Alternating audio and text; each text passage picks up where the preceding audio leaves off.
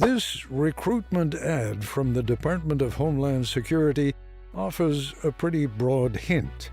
It features the fictional character Judge Dredd.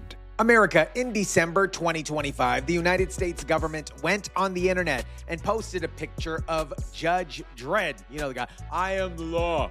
I am the law.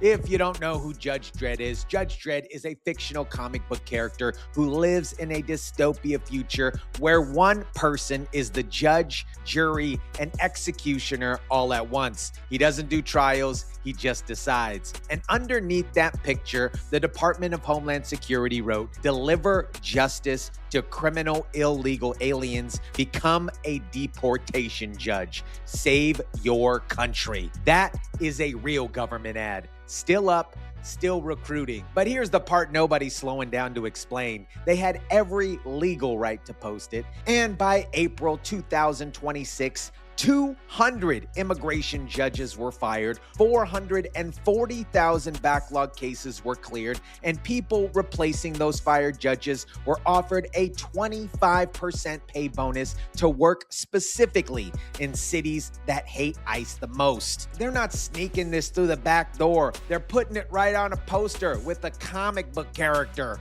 Immediately upon taking the oath of office, I will launch the largest deportation program in American history. We have no idea.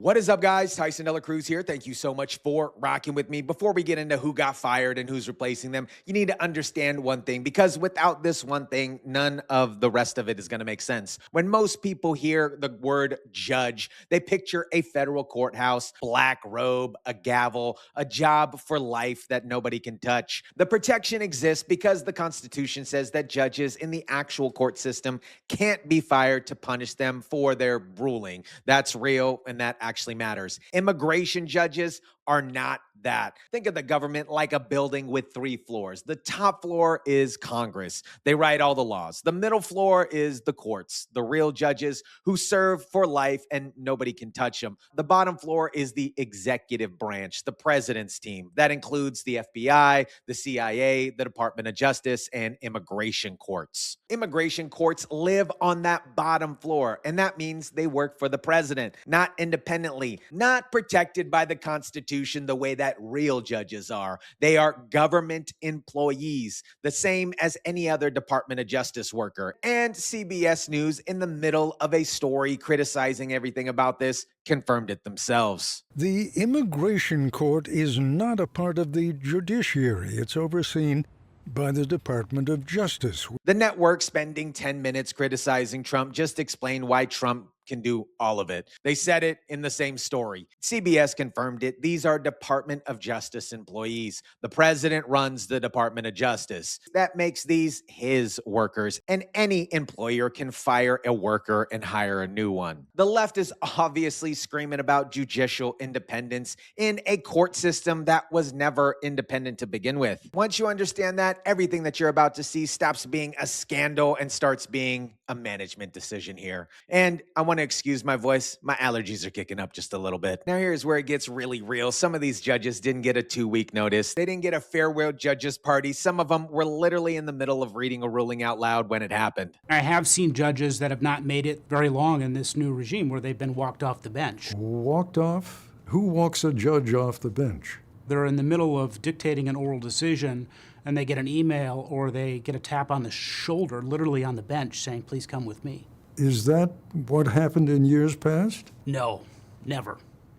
We've never seen anything like this. Wood was a Trump appointee. He denied most of the cases that came to him. And even he said this is something that he's never seen in his career. Ryan Wood is not a soft judge. He was one of Trump's first-term appointees. He turned down asylum requests more often than he granted them. When he says that he's never seen anything like this, that is not a Democrat complaining. That is an insider describing how the clean out actually felt on the ground. And 2 firings in particular, you guys, sent a very very specific message to every judge still sitting in those benches. Two of the fired judges, Rupal Patel and Nina Froese, had each dismissed high-profile cases brought by the government against international students who advocated for Palestinian rights. Block a deportation the administration wanted, you get fired. Every judge still sitting on the bench knew exactly what those two terminations meant. That message right there. You don't need to fire anybody if you fire the right two people and let everybody else figure out what just happened here. Judge Patel and Froese both blocked deportations on high-profile cases. Both were let go shortly after. Nobody needed to spell out anything. So 200 judges out. Now, who's coming in, you're probably asking. The Trump administration posted the answer online, and the answer involves a character from the 1990s action movie starring Sylvester Stallone. I am the law. And he's also a comic book character. A six-figure salary and a pay raise for anybody that's brave enough to set up shop in a city that's been fighting the federal government on immigration for years. In another ad, you be the judge. Make up to a little more than $200,000, and there's a 25% bonus if you'll take the job in a sanctuary city. They're paying the extra moolah, the extra dollars to put deportation judges inside cities that have been fighting ICE for years. That is a deliberate pressure campaign disguised as a job perk here. $200,000 a year if you're willing to walk into places like New York, Chicago, or Los Angeles, cities that have spent years passing laws to protect illegal immigrants from ICE. They'll pay you 25% more on top of that. That's what you get for going into hostile territory on purpose. They dropped the experience requirement. Before, you needed 7 years of immigration law experience to even apply. The Department of Justice changed that rule. Now, any licensed attorney can apply. They want people who see deportation as a mission, not people who spent a decade learning on how to find reasons to keep people who weren't supposed to be in this country in the first place to keep them in it. And the judges remaining on the bench, they got a message too. There was a very damning memo that accused all immigration judges of favoring immigrants over the Department of Homeland Security. And it was very easy to read between the lines of that memo to understand that we were being told that we should be favoring the Department of Homeland Security. It was clear that the purpose was to guide immigration judges toward defending fewer and fewer cases. This memo went out to every judge still working, not just the ones that got fired. The ones still there got the same message, just with their jobs still intact for now. Now, here's something that never happened before in American history, you guys. While new deportation judges are being hired and trained, there's still a gap. Courts need judges right now. So Pete Hegseth, the Secretary of War, signed a memo. A memo shows Defense Secretary Pete Hegseth approving sending up to 600 military lawyers to the Justice Department. Those lawyers would serve as immigration judges. The Union for Immigration Judges, though, says about 600 immigration judges are currently serving after some were fired or ended up taking deferred resignations that were offered by the Trump administration earlier. This could double the bench size overnight. Military lawyers, called JAGs, are real attorneys. They handle legal cases inside the military. Courtrooms, evidence procedures, they know all of it. What they've never done is immigration law, which legal experts consistently call one of the most complicated areas of law in the entire country. So how much time does the government plan to give them to learn it before they start deciding people's futures? The backlog that we mentioned is nearly 4 million cases long. Do you see this as a sustainable fix, even if it's a temporary one, or is this a politically expedient move? I don't think that it's attainable to get through that backlog. As you said, in January, when this administration came into office, there were over 4 million cases pending. There are authorization for 600 immigration judges. Many of them have either quit or took advantage of the early retirement plan under this administration, and now there are great holes in that court system that they hope to fill by a temporary basis. I'm not sure they'll be able to get through that backlog. The left's whole argument against everything you just watched is firing experienced judges and replacing them with enforcement-minded attorneys and military lawyers will break the immigration court system. The cases will pile up and it'll be absolute chaos. This is what they're saying. Here's the actual scoreboard. Migrant encounters were less than 130,000 under his watch, compared to more than 1.5 million under the last year of the Biden administration. News Nation's Allie Bradley is live for us in Del Rio, Texas. So, Allie, the Trump administration really continues to reshape U.S. immigration.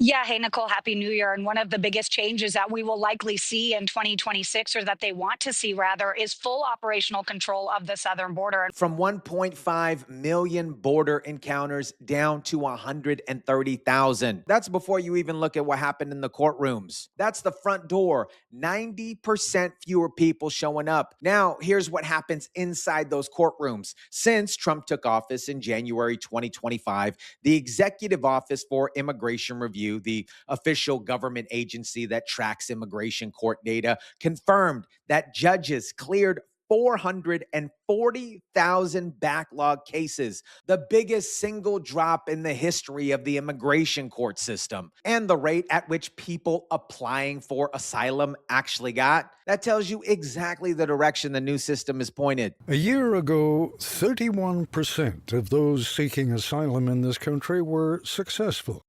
According to data for this past February, that number hit an all-time low of 5%. They designed it to do exactly this. Then CBS ran a story saying the design is the problem. 1 year ago, 31 out of 100 people who applied for asylum in America got approved. By February 2026, that number was 5 out of 100. The system isn't broken. It's doing what new managers built it to do. Whether you agree with it, that's your call. But calling it broken when it's delivering on purpose is not honest. Of course, you guys, CBS News spent a full investigation piece on this, calling it all a purge. They interviewed the fired judges. They raised concerns about due process. They questioned whether military lawyers can handle immigration law. And in the middle of that same story, one of the people that they interviewed answered the most important question so clearly, it almost broke their own argument. You think there's any doubt among immigration judges these days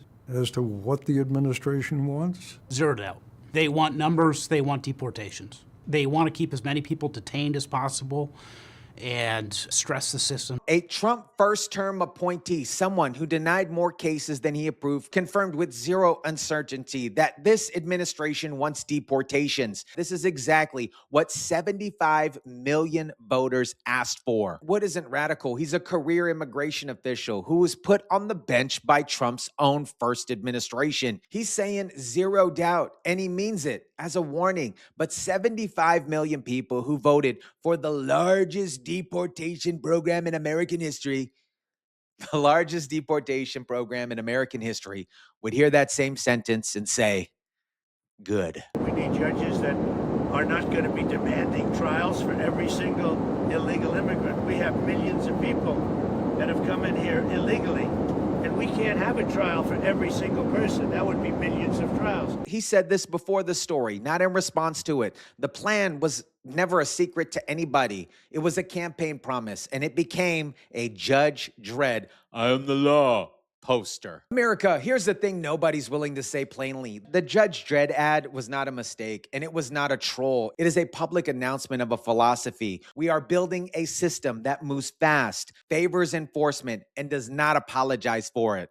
Apply within. And the absolute wild part, everything happening inside those courtrooms was already legal before any of this started. The executive branch has always controlled immigration courts. The attorney general has always been able to hire and fire these judges. Nobody changed any laws here. They just actually used the power that was sitting there the entire time. What's the difference now is the people who spent years using immigration court as a slow-moving delay machine are gone. And the people replacing them applied for the job that had Judge Dredd on the poster. 440,000 cases cleared, 90 fewer border crossings, a 5% asylum approval rate, and a 25% bonus waiting for anybody willing to enforce federal law in a sanctuary city. The scoreboard doesn't care what CBS calls it. Let me know what you think about this. Drop it down in the comment section down below. Smash the like button if you kindly would. Share, subscribe, and as always, guys, I'll catch you on the next one. Court's adjourned.